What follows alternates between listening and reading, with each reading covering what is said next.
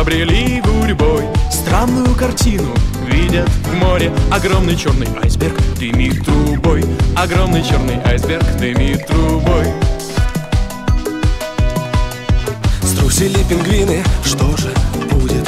И откуда ветер к нам пригнал гостей? Видят, как на льдину сходят люди. Впервые повстречали они людей. Впервые повстречали они людей.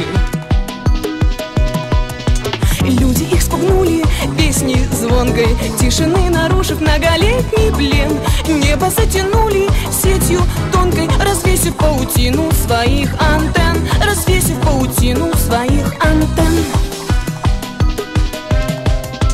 Но теперь в пингвинах нету страха. Радио послушать и они хотят. И шеренгой чинов в черных фраках часами у поселка они стоят. Часами у поселка они стоят. Ходят строем длинным, выгнув спины, заняты гимнастикою по утрам. А потом пингвины чистят льдину, танцуя вальс старинный по вечерам. Танцуя вальс старинный по вечерам. И с людьми пингвины ходят рядом, слушают усердно каждый день эфир. И теперь пингвины людям рады, ведь люди для пингвинов открыли мир. Ведь люди для пингвинов открыли мир. Ведь люди для пингвинов